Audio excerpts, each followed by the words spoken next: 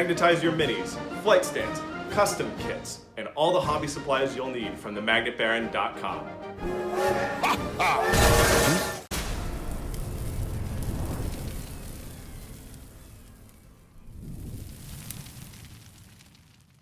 Hello and welcome to the YouTube channel for craftworldeldar.com. I'm Brent, and in this video I'm going to be talking about what the 2023 Autumn Balance Data Slate means for playing Aeldari in the Warhammer 40,000 tabletop game. Now, these balanced data slates come around a couple of times a year, and the whole notion is that they make the game more fair. Units that are overperforming get points increases, sometimes units that are underperforming get points decreases, and there's some tinkering done with various rules. The Autumn Balanced Data Slate is definitely one of the more comprehensive data slates in terms of the sheer amount of changes. It's pretty significant. And this one consists of changes to the core rules of the game, and then changes to the point values, of course, for units from individual factions, including, by the way, the Forge World units, and also some of the changes to rules for those units, as well as updates to the rules commentary. Most significant for Aeldari players are going to be the changes to the core rules, which might arguably be the most significant, and then, of course, the changes to the point values of individual units. There have been a lot of points increases, predominantly on those units that were performing very well at competitive tables and big tournaments where Aeldari were dominating the meta with the highest win rate in the game. They've also tried to hunt down and boost the points on a few of the units that I think the GW designers were worried would take the place of those top performers as soon as they were nerfed. So we will, of course, we'll also take a look at those. But before you start asking Kane for vengeance and crying aloud to Isha for the injustice of the whole thing, I will say that overall, I really think that these changes are good for the game. I think they're mostly good for Craft World Eldar players, and that when we show up to tables, our opponents will no longer roll their eyes and worry that they will not even enjoy the game. I do think a couple of the mechanics in particular were pretty out of control, largely around the interactions between Devastating Wounds and Fate dice. And so even as a long-time, highly committed Space Elf player who wants to see our faction do well in the meta, I am mostly pleased with these. That said, I won't be able to stop myself from mentioning, as I go through them, a couple of the places where I think maybe it was a little bit heavy-handed or overdone. But for the most part, I think this is one of the more successful balanced data slate updates in GW history, and I think the game is going to be overall more healthy going forward. Also, it's an incredibly difficult task to rebalance rules and rebalance points, and impossible to make everybody happy. So I think it's also important to remember that the rules writers have essentially an impossible job, and I think we generally need to be as gracious as we can each time we start making sense of some update, because it's super hard to make all of this stuff work in concert. Okay, so let's dive in. We're going to start with changes to the core rules. As I said earlier, I think these are the most significant, maybe a little bit ironically, because we did get a whole bunch of points increases to our units. Nevertheless, I think the changes to the core rules are the ones that are going to affect Aeldari on the table the most. And perhaps most notably among these are the changes to Devastating Wounds.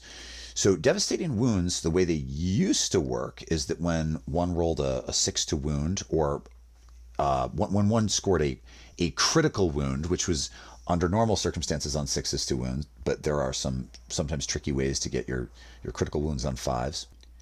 Instead of doing damage in the normal fashion, weapons would simply do mortal wounds. So the biggest offender here was the Wraith Cannon, which did 2d6 damage, and so on a 6 to wound, which you can auto-generate with a Fate die, you could just do 2d6 mortal wounds previously. And so not only does this go through all armor saving throws, all invulnerable saving throws, but it's not only good against tough stuff like tanks with lots of stacked wounds, but it's also incredibly good against squads of infantry, because mortal wounds bleed over. In a tournament game I played over the summer, I picked up in a round of shooting an entire squad of Adeptus Custodes, which is not the sort of thing that you normally do with a big squad, not a thing you normally do, with anti-tank weapons. So now the way Devastating Wounds work is that they don't become mortal wounds, they simply negate saving throws. Against lots of targets, this ends up being functionally the same. If you're shooting a tank, it is functionally the same. However, your Wraith Cannons and your D Cannons will no longer be effective against infantry units. Certainly not to the same degree that they were before. A dead model is a dead model, and that's all there is to it.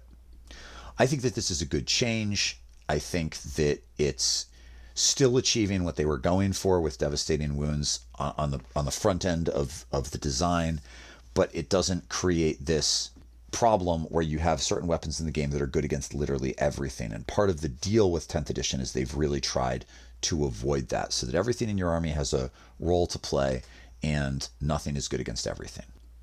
One weird side note, however, though, there are a few units that actually end up being worse off. Custodes relied on feel no pain saves against mortal wounds. There are units in the game that have an ability that lets them feel no pain against mortal wounds, but not against regular wounds. And so in some cases, there are a few units that are actually worse off when being targeted by weapons with devastating wounds. But generally that's not the case. This is a huge blow, obviously, most notably to the Wraith Knight and also the D Cannon, which both also got huge point increases. Well, the D Cannon got a huge point increase. The Wraith Knight got a not insignificant points increase.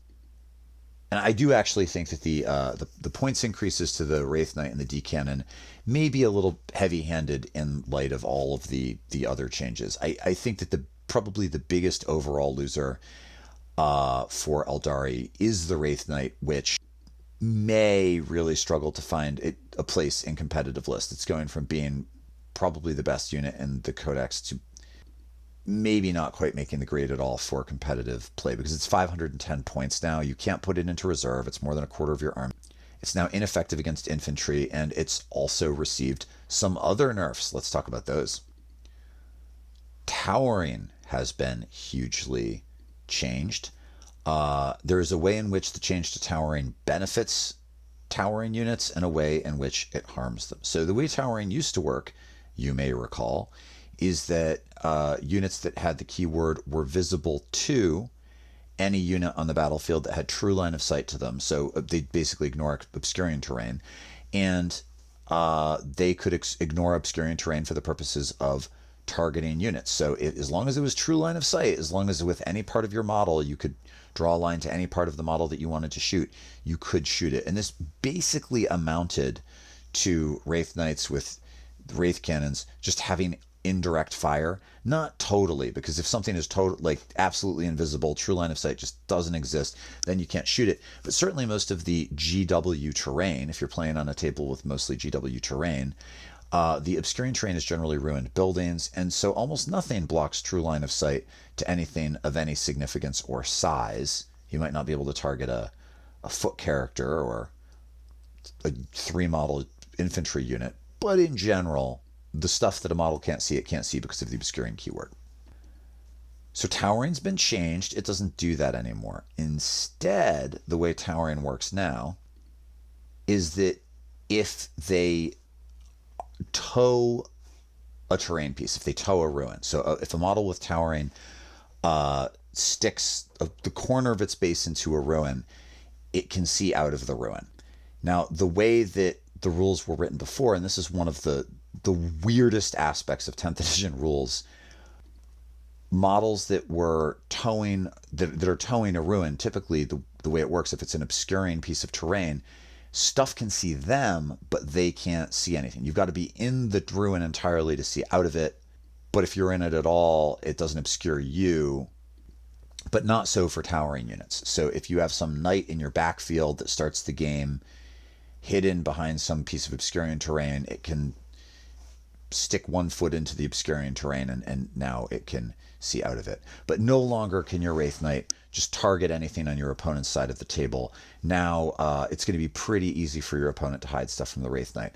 On the other hand, you can now hide your knight from your opponent, and it does have the advantage of actually having a relatively small base compared to stuff like fire prisms, which have much larger bases. The Wraith Knight went from being impossible to hide to actually pretty easy to hide. But still, it's nevertheless a net loss Having a unit that has incredibly powerful guns that are good against literally everything in the game and can also see everything on the table was kind of a big deal, and definitely a bit game breaking, and definitely needed to be reined in.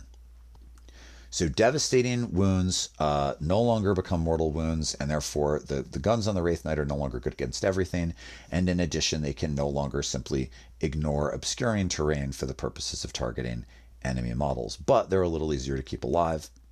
But that's not all. It is also true that the Overwatch stratagem has been nerfed in two ways. One of them is towering units can no longer use it, and your Wraith Knight was absolutely the best candidate for Overwatch, and you could use the Fate dice to automatically hit with at least one shot from one of the Wraith cannons, and maybe you get lucky with another thing. So the Wraith Knight is killing stuff on your turn. It's like blowing up an enemy tank on your opponent's turn, and then you're using it to get... That's done. That's gone. No more Overwatch fire with the Wraith Knight. So the Wraith Knight has lost the ability to efficiently kill big enemy infantry units or horde units. It no longer ignores terrain for the purposes of shooting. It can no longer fire Overwatch, and it's jumped to over 500 points. I think it's still good, especially if you throw Fortune on it with Farseer to make it a little bit extra durable. You can hide it in your backfield. Turn one, that's a big deal. I just think that there are so many incredibly powerful... Now that the Wraith Knight is pretty explicitly hard target elimination, Aeldari have so many units that are really good at hard target elimination, which even after the recent round of points increases may ultimately, for their points, yield more firepower. I think the real advantage to the Wraith Knight arguably is that its base size is very small compared to an equivalent 510 points of hard target elimination units. So easier to keep out of line of sight. I think it remains to be seen how this actually plays, but at least for now, I think I'm probably going to pull my Wraith Knight from, one of my Wraith Knights from the one Wraith Knight that was in my competitive list. I think is going to get pulled. I'm not positive that it can't be made to work, but it's certainly no longer obvious that it's a good idea. Now, the other change to the Overwatch rule is that it no longer works with indirect fire. So previously, to fire Overwatch, something simply had to move within 24 inches of you. Now you also need line of sight to it, which makes sense to me. It is Overwatch after all. So no more Overwatch with D cannons. That was a pretty awesome move before. So the D Cannon 2 has been nerfed pretty significantly because it's lost the ability to bleed its mortal wounds into infantry units. It can no longer use its Overwatch ability out of line of sight. And it's also jumped to 125 points, which in terms of percentages is a pretty significant increase. That seems that the points increases on top of the nerfs, the old GW double nerf, does seem arguably a little heavy-handed here. It also seems like these points changes are happening maybe with reference to the faction bonus, which lets us reroll a hit die and a wound die, which is incredibly powerful. And presuming it's still in the codex, when we eventually get the codex, could create balance issues. It could be really hard to balance the point costs of units when in some lists they're going to have those rerolls, in some lists they won't. But that problem is far off. We're not getting our codex anytime soon. I definitely think it still might be worth considering a D cannon. I mean, the ability to simply ignore invulnerable saves, to work around invulnerable saves, is pretty powerful. It's a really nice thing to have in the list somewhere. It's really cool that the Wraith Knight can still do that. It's just at 125 points, without the ability to fire Overwatch or be good into infantry, it's less obvious that the D cannon is good to include, but I definitely don't think it's bad. Okay, another change to core rules is that abilities that modify a stratagem's CP cost, or that maybe let you use a stratagem more than once per turn, are now limited to battle tactics stratagems. So stratagems have different categories listed on them. This one is not really a big deal for Aeldari players.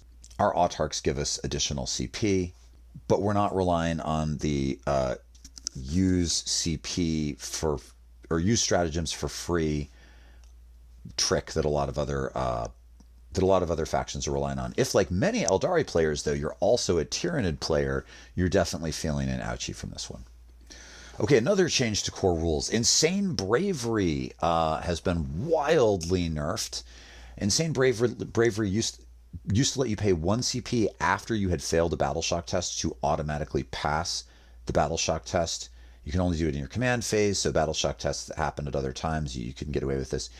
But this has been nerfed in multiple ways. One, you now have to spend the CP before rolling the test, so you can't wait to see if you pass. And two, you can only do this once in the whole game. I actually really like this. I think it's going to be better for gameplay. I think that the way that Battleshock works in 10th edition is more interesting, more tactically complex, and less feel bad than it has ever been before. And having Insane Bravery as a workaround for it, it was just too good, especially being able to use it before you even roll the dice. So this is going to make Battleshock matter more, and I think that's going to be interesting and good for the game. Now, craft worlds don't cause a lot of Battleshock, but we can experience a fair amount of it, so it's definitely not like better for us in terms of competitive play, but I do think it's going to be a more interesting mechanic. Okay, last big meaningful rules change is a change to specific Aeldari rules, and that is that the Phantasm stratagem is now limited to infantry units only. Phantasm is the stratagem that lets you move at the beginning of, or at the end of your opponent's movement phase before they shoot.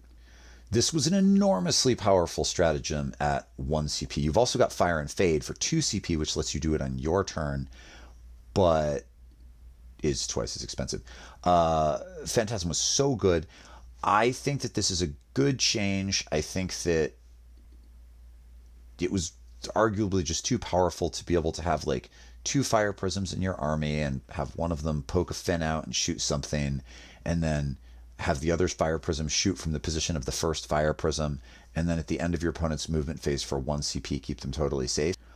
Too good. Also, frankly, Craft World's infantry are struggling to find their way into lists, and not because they're all bad, with a few exceptions, not because they're all bad, but because there's so much stuff that is so much more competitive. And so being able to use Phantasm with infantry, it definitely counts for something. I think that one of the most obvious infantry picks already is Shadow Specters, who already get a free battle focus move. So it's not immediately obvious what infantry you would necessarily use this on, but there's definitely an argument for doing it with Warp Spiders, although I think that Shadow Specters are a lot like Warp Spiders, but arguably maybe a little bit better. Somebody's going to fight me on that. If we find the meta shifting such that without other answers to infantry, we do need a unit of Dire Avengers, you could do it on those, and they would be fragile enough that you would probably need it. It's possible that Fire Dragons will end up being interesting. This is something that Goonhammer has proposed. I'm not totally persuaded by this. I would very much like it to be true. I would love for them to be right about that, because they're so cool, and they've definitely not been good for quite a while, except for a hot minute at the end of, I think, 8th, when we were using the Phoenix Rising rules. This is one that is landing pretty hard for a lot of Space Elf players, and I get it. I understand being mad about not being able to battle focus with your Fire Prisms, especially because Fire Prisms got another point hike up to 180, which is pretty significant. I think they were at 150 before, so that is substantial. So to both get the point hike and also lose the survivability definitely hurts. But I think all of the rerolls on Fire Prisms and the pretty awesome range means that they are still very good, and you still could Fire and Fade with one if you've got the CP. I don't know. I think this is a reasonable change, but it definitely will change the way that we think about list construction. So there are other rules updates to other factions, and for the most part, I'm not really going to talk about any of those, but I want to talk about one that I think matters for us, and that is changes to Genestealer cults. So Genestealer cults were previously one of the hardest things to play into for Eldar. The ability for Genestealer cult armies to just keep resurrecting their squads sort of endlessly was such that they could often have better table presence, better control, and outscore us despite all of that infantry killing we could do with devastating wounds. And their cult ambush ability that lets them resurrect units has been seriously reined in. Battle line units too now have to roll to get resurrected instead of just kind of like doing it. And they've got like only a 50% chance of doing it in the second half of the game, and they're a little bit more likely to do it in the first half of the game. And so you can do this thing where you, when you're playing Genestealer cults in the beginning of the game, where like you maybe you don't totally wipe out squads, you do a bunch of damage, and then when you're getting to the end of turn 2, you wipe out a bunch of stuff, and most of it is only going to be resurrecting on a 5 up. You can also use your mobility when you're playing cults to pick up those markers they put down. I'm not going to talk more about this because it's so specific. Many of you are probably not playing into cults much, but the nerf to the cult ambush army rule, and also some of the points increases for Genestealer cults, I do think is going to make that matchup a little bit less painful. Okay, so let's go through the point changes that I haven't already talked about. I already mentioned the Wraith Lord. That's big. It's over 500 points now. I mentioned the D cannon. And there are a bunch of others. I'm just going to go through. Some of these are very significant. Some of these matter a lot. Some of them are sort of weirdly trivial. We'll just go through in order so I don't miss anything. Asserman went from 120 to 135. I assume this is because he's got one of the only 3-up infantry character saves in the game. He's definitely good. I don't think he needed that little boost. It's not like he was showing up in a bunch of top lists. All of the autarchs have gotten more expensive. The regular autarch went from 65 to 75. The foot autarch, which is fine. The autarch Skyrunner similarly went from 80 to 90. Oh, okay, whatever. The significant one is the autarch Wayleaper, which previously was 80 points and now is 115, that is a big increase in terms of percentages. That's very nearly a 50% jump. Now, it doesn't mean you're not still going to take the thing. Having a model that gives you lone operative to control faraway objectives or help you score secondary objectives with crazy good movement that also gets you extra CP, which is huge for a CP hungry army, is probably still worth taking, but that's definitely a blow to the other stuff that we can put into our list.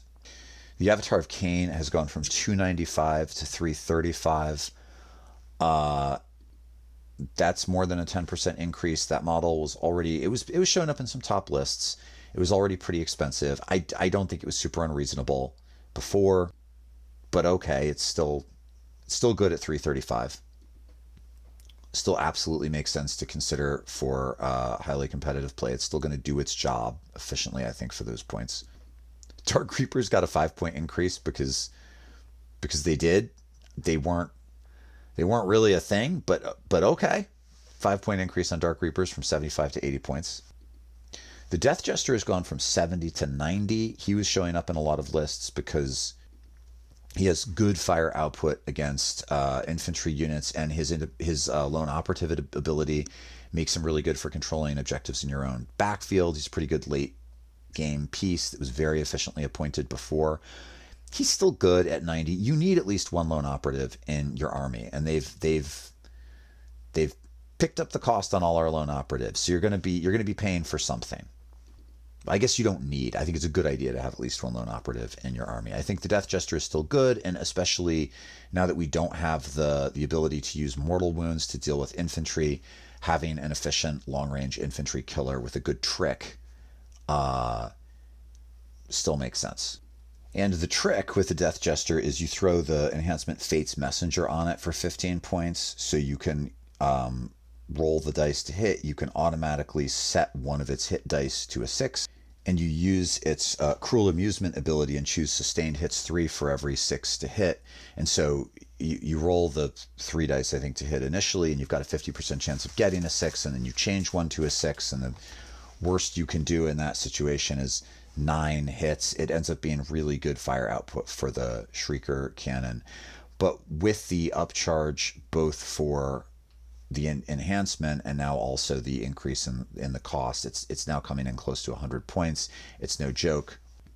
I think you probably are not going to want both the Death Jester and the Autarch Wayleaper. You might, maybe, but the combined increase on the cost of those two models together in the same list is pretty significant.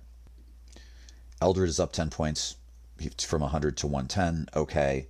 The regular Farseer is up 15 points to 80. That's just a tax. You definitely need a Farseer. Okay.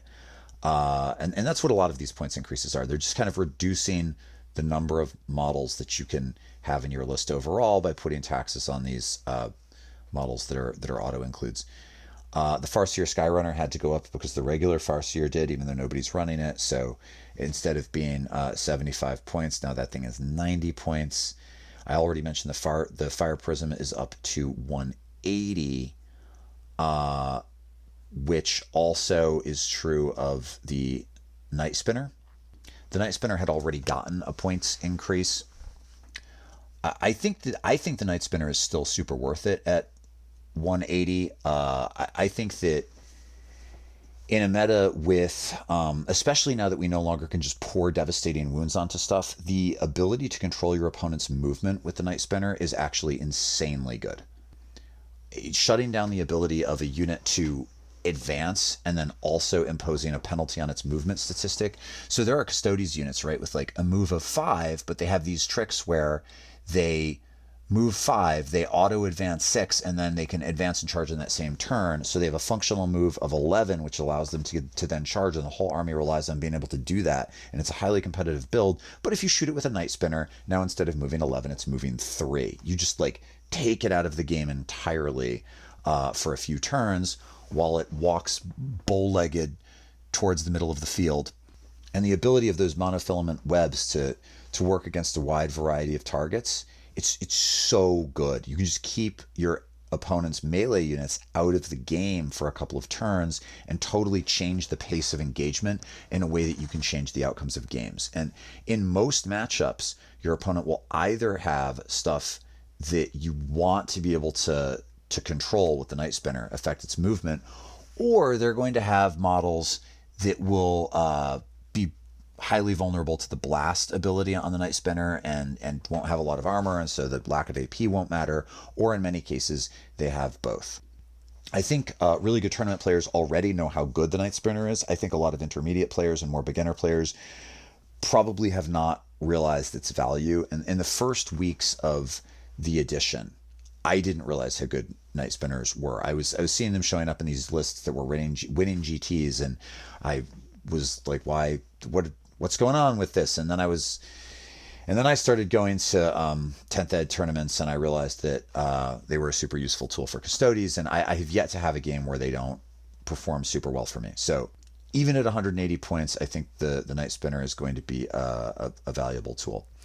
But returning to standard order, as it is in the field manual, Illic Night Spear is up to 70 points from 65. That's nothing. That's a very restrained uptick.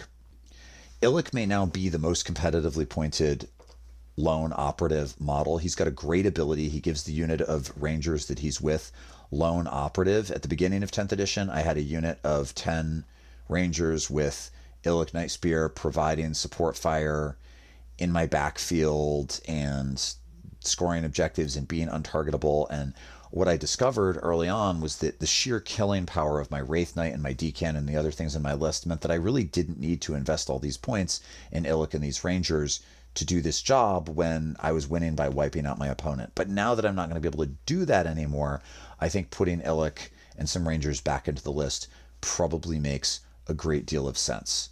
A 70-point lone operative with a really good sniper weapon that hits really hard, that also can do some anti-tank damage and can kill light characters, that also gives lone operative to his squad. That's really good.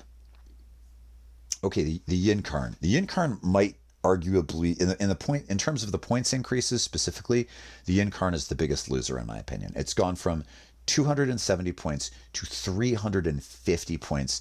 That is a huge increase. That's, an 80-point increase on that unit.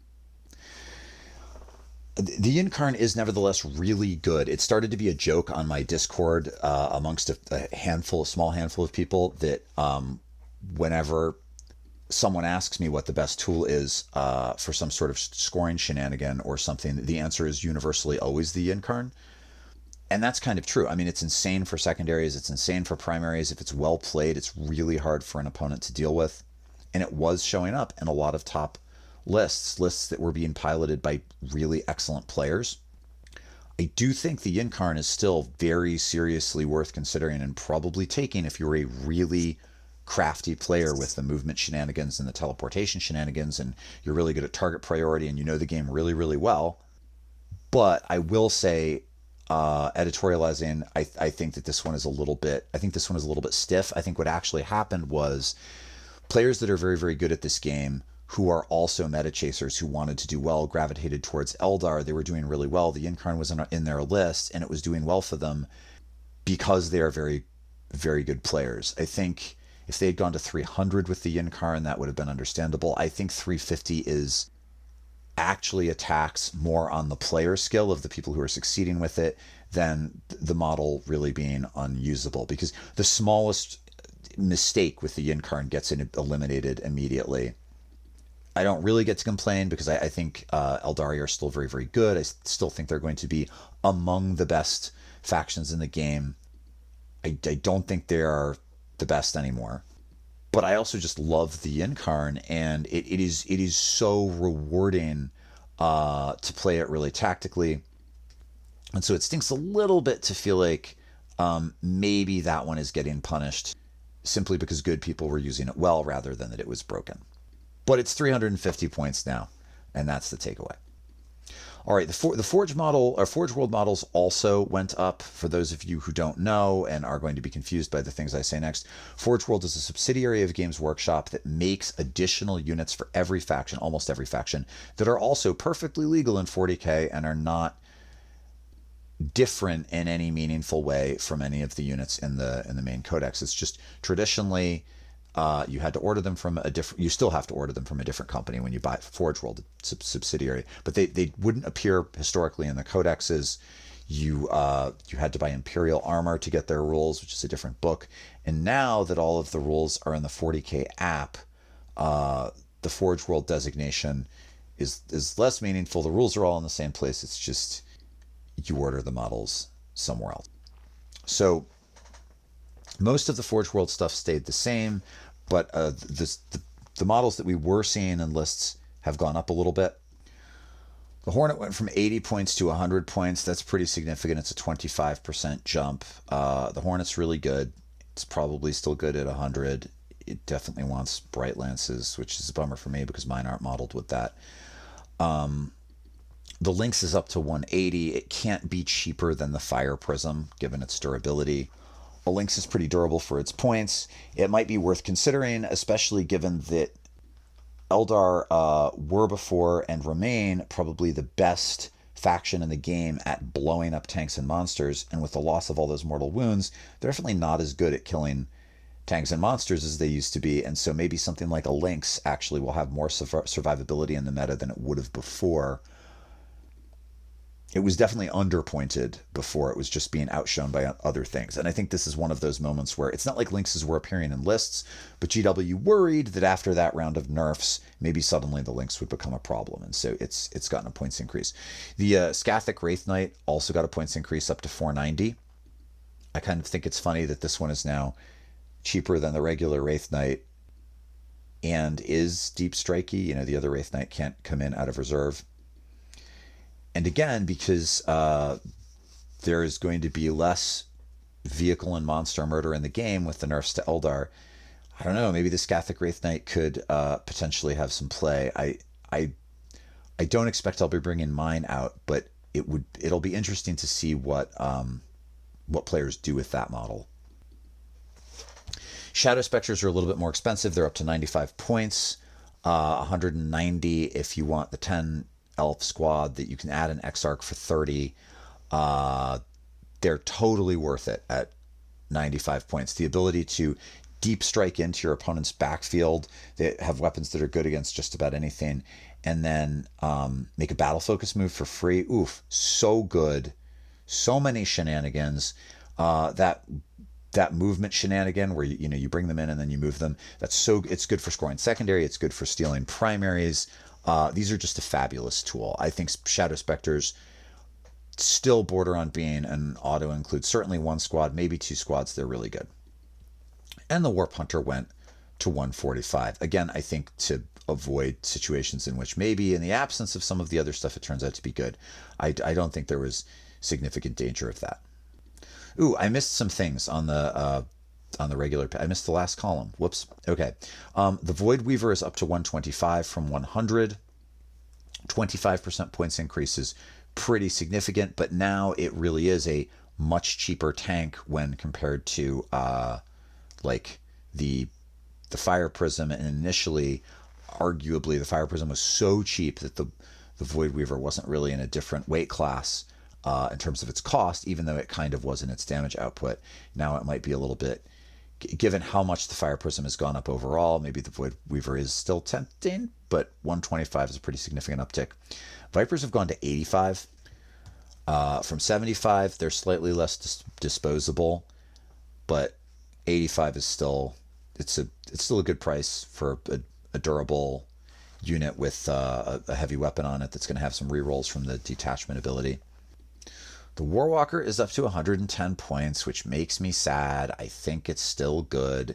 The -1 to wound is insanely good on the Warwalker. I'm definitely still going to be using them in lists. And with the big increase in cost to the Fire Prism, I actually think Warwalkers with twin Bright Lances, I think they are a serious consideration. I think the D6 plus 2 damage on the Bright Lance that can automatically go to 8 damage, and you're more likely to send to 8 damage because you're not going to be spending a fate die automatically in your shooting phase on your Wraith Knight every turn. Also, unlike the Wraith Knight, the Warwalker can shoot in the Overwatch phase and auto hit with one of its Bright Lances on a 6, which is good. So the Warwalker out in front of your army has that 24-inch Overwatch bubble. You move it on your turn, you shoot with both Bright Lances, hitting on 3s, re-rolling the die that you miss with. You re-roll a wound die on your opponent's turn. You do Overwatch, you auto hit with one on a 6. The other one only hits on a 6, but you get the automatic re-roll, so there's actually a 1 in 3 chance you hit with the second Bright Lance. And that -1 to wound, it really matters. So I still think these are efficiently pointed. I think that given the now pretty significant cost of Fire Prisms, these are looking pretty good. Warp Spiders are up to 115 points from 100 points. They're still good, and now that we've lost the ability to kill infantry with devastating wounds, you really might want to consider some Warp Spiders. I find personally Shadow Specters do the work better for me, and they're cheaper. So having a cheaper unit with multiple shooty profiles and the ability to battle focus that otherwise is a lot like Warp Spiders is pretty excellent. But Warp Spiders are among the very fastest units available to Craft World Eldar. That jump ability is just crazy pants. So it probably really comes down to thinking critically about how you plan to use the models on the field, whether or not you're going to want Shadow Specters or Warp Spiders or maybe one of each. They're definitely vying for a similar role. Wraithguard have gotten a boost. They're up to 170 points for 5 models from 155 points. And this is on top of the nerf that Wraithguard already got the last time there was a round of nerfs, so that they can't do that brutal trick where they shoot something, charge into combat with it, fight it, and shoot it again. What's happened is Wraithguard have been pointed commensurable to Wraith Blades. So now there's actually a serious reason to consider taking Wraith Blades instead of Wraithguard. but you probably still want the Wraithguard with the cannons because they're harder to ignore and the penalty for ignoring them is greater. Running the Spirit Seer with them to resurrect them remains pretty great. But if you just wanted a big durable melee unit to hold the midfield with a Spirit Seer to sit on an objective, the Wraith Blades, they have the 4-up invuln, right? They are better for that. But I will say that the change to Insane Bravery definitely also matters here, because you're not always going to have a CP option for making sure that your Wraith Blades sitting on some middle objective aren't battle shocked.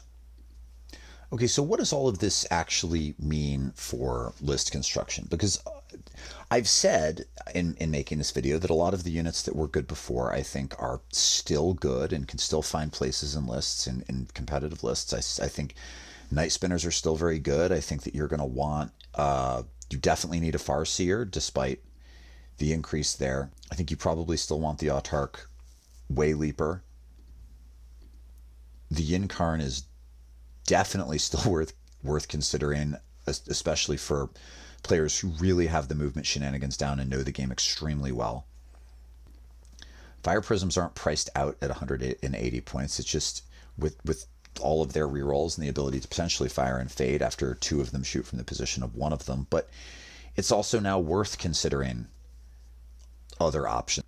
And for all that your list, the competitive lists that you're playing that still are going to have a lot of the same units, will have lost some points because all of these other models have gotten increases. You've probably also gained some points because you're probably going to end up dropping your Wraith Knight. My friend and training partner Chris is of the opinion, he does not play Aeldari. He plays many armies. He is of the opinion that Eldar are still good. He thinks they're still top 3, and in his words, you have to actually play the game now instead of just tabling your opponent more or less by turn 2. And while I think this is a little bit hyperbolic and maybe ever so slightly unfair, he's a very good player. He's also not totally wrong. And so I think that we are going to need to start thinking differently about what goes into our list, because the whole ecosystem of the game has changed. You can't count on picking up most of your opponent's most important toys in the first couple of turns. Your opponent will have an easier time keeping those things safe. I think you're still going to find you're extremely good at killing vehicles and monsters, but we are going to need new ways to handle especially multi-wound heavy infantry, as well as regular infantry at range. And I think that there are probably going to be some units that weren't seeing a whole lot of play before that maybe now get some serious consideration. I think the Avatar of Cain is definitely worth considering, and a not totally dissimilar role from what the Wraith Knight was doing before. Obviously, it's different because it doesn't have the same shooting output, but the Avatar of Cain can move into the midfield. It can have Fortune on it, which with its wound reduction and its invuln and its T toughness 12 and 14 wounds gives it some serious durability. It's incredibly good at mopping up heavy infantry in melee, and it can shoot in your shooting phase. It can also shoot Overwatch in your opponent's shooting phase and auto hit with the Wailing Doom on a 6, which is pretty solid.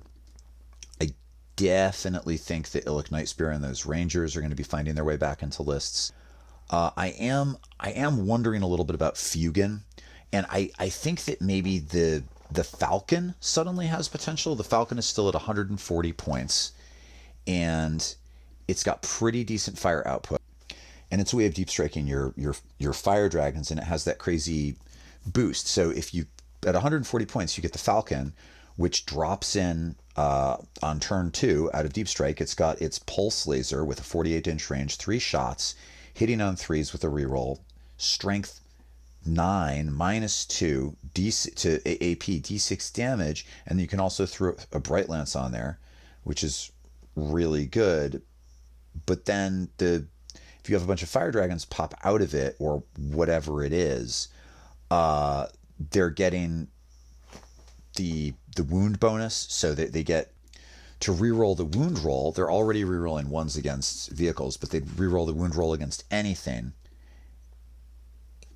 If you are running them with Fugan, they get +1 to hit. So they're like hitting on 2s against a monster or a vehicle. They're rerolling 1s. You get 1 reroll anyway. They're going to be wounding most stuff, most hard targets, because they're strength 9 on like a 4, in some cases a 5, but if they're rerolling the wound roll, that's actually a better than 50% chance. And so that's really good. -4 AP, D6 damage, but Melta, so D6 +3 potentially. And they still can benefit from Phantasm. So, they come in, they jump out of the thing, they shoot the thing, they Phantasm at the beginning of your opponent's turn out of line of sight. Fugan can still do that thing that Phoenix Lords could do back in the previous edition, where he gets up after he dies, which can help you control a midfield objective at a critical moment.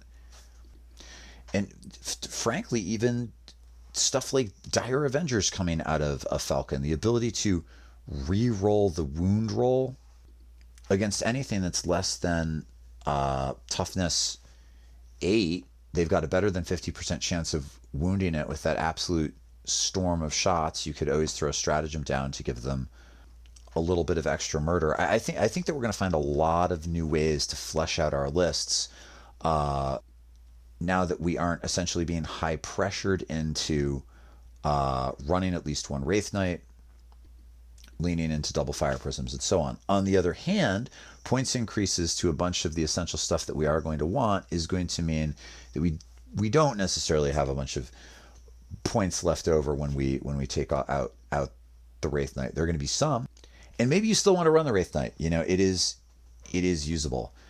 I don't think Eldar lists are necessarily going to look totally different than they did before, but they're going to look a bit different.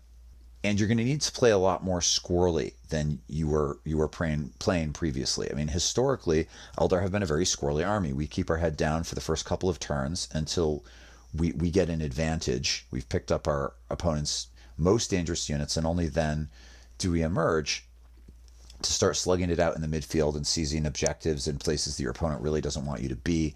And I think that Space Elves are going to go back to playing that way more so, unless you're running a Wraith army, than for the beginning of 9th edition, when you really could kind of rely on your